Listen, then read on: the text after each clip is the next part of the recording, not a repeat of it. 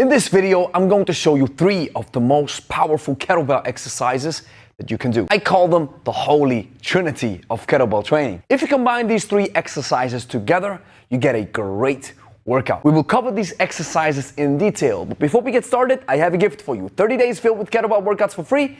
Check the first link in the description. Grüezi miteinander, Gregory von Lebe hier. The kettlebell is a versatile tool that you can use for a host of exercises. However, there are 3 distinct exercises that I believe give you the most bang for your buck. See, the kettlebell is a cannonball with a handle. This means it works well for ballistic exercises with momentum. And these 3 exercises that I'm going to show you include a lot of momentum, which can give you unique and powerful benefits. If you use these exercises regularly, you tap into the USP of the kettlebell. Here's the first exercise that I'm going to show you, the hand-to-hand swing. Watch.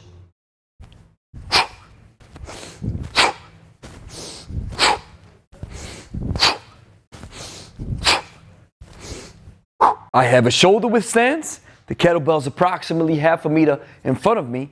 I hinge. Now I grab the weight by tilting it towards me so that the base is off the floor. I start by pulling the arm between my legs so that the arm makes full contact with my body. From this position, I hip thrust the weight not forward but upwards. As soon as the hip extension is finished, the arm starts flying with the kettlebell attached to it. Approximately at chest level, it reverses, gravity sets in, and that's exactly the moment where I'm switching hands. Then I let gravity do its thing, and I wait for my arm to reconnect with my body. And from this position, I go back into the hinge. The hinge is a crucial part that you want to master. You push your hips back, the upper body leans forward, and this serves as the propulsion phase when you work with the swing. You can use the so-called front hand, where your thumb is facing upwards in your grip.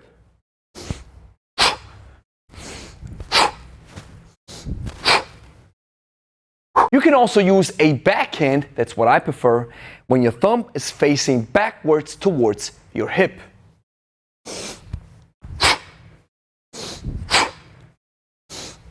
With a backhand, you're switching hands at a so-called transverse level, where the handle of the kettlebell sits in a so-called horizontal plane towards you. I also use a so-called foot kick technique. This means that my opposite leg serves as the propulsion and my leading leg serves as the aim. I engage the so-called oblique slings of the human body, a fascinating concept that is also covered in Anatomy Trains by Michael Myers. Exercise number 2 of the Holy Trinity is the clean and press. Watch.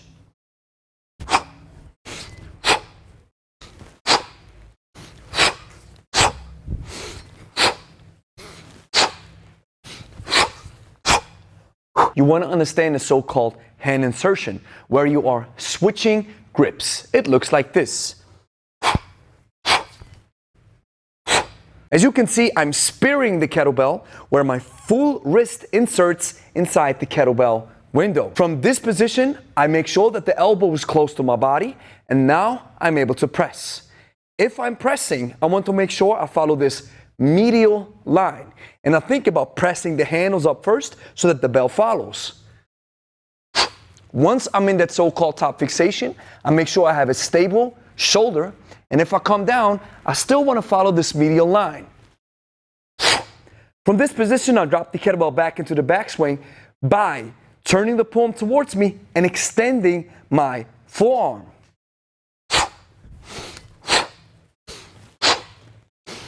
Many beginners suffer from the so-called crash landing. It's a typical beginner's mistake where we are using too much force from the arms and we make the circle too big, and as a result, the kettlebell crashes on your forearm. Similar to the swing, in the clean, you can either use a front or a backhand. Just be aware, if you're using a backhand, the hand insertion is a little bit more difficult. The final exercise of the holy trinity of kettlebell training is the snatch. The snatch is the most advanced exercise of them all. And if you make any mistakes in the swing, you'll transfer these mistakes to the clean, and you'll transfer these mistakes to the snatch. So make sure that your swing and your clean are tight. The snatch uses the same mechanics as demonstrated in the clean. We have a backswing phase, a pulling phase, as well as a hand insertion. The difference to the clean is that with the snatch, the hand insertion happens at shoulder level and finishes in the top fixation. Let me demonstrate the snatch first.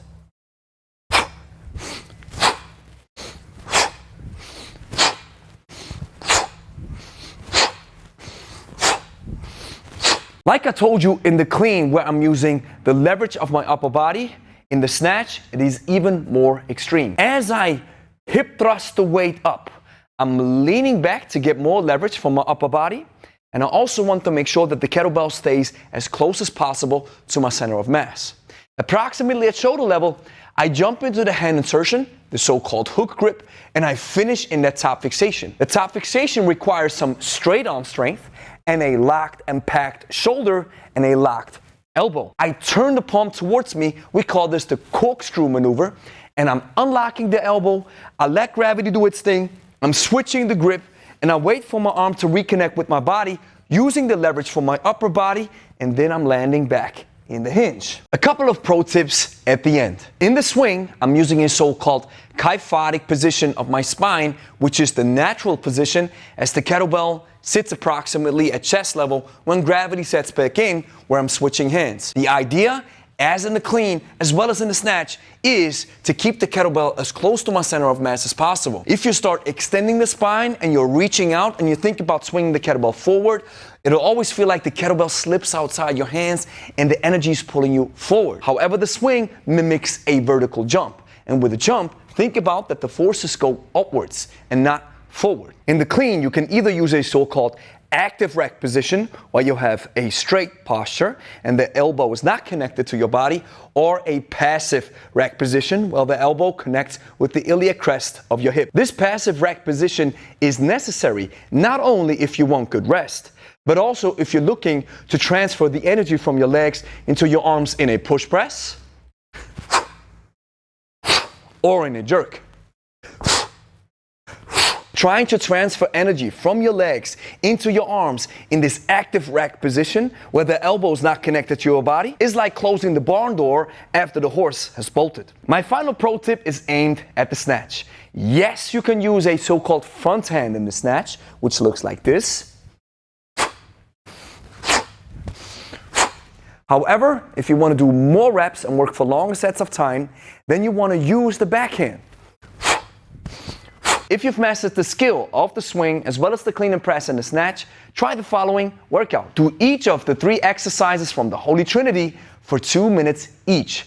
This equals to 6 minutes of volume. With the swing, you work continuously for 2 minutes. With the clean and press and the snatch, you want to split the volume equally between left and right. This means 1 minute with the left side and 1 minute with the right side. If you have done all 3 exercises, we can call this 1 round. If you want to go more rounds, I would do a max of 4. Always add 1 minute of dedicated rest after those 6 minutes of work. And during those 6 minutes, the idea is that the kettlebell doesn't touch the floor again. So here's the next step that you have to do. You have to like the video, consider subscribing, share with a friend, and then go watch this video. If you're just getting started and you like kettlebells, you probably want to go for this video first, because we cover all the fundamentals that beginners need when they pick up a kettlebell for the first time. So go watch it right now.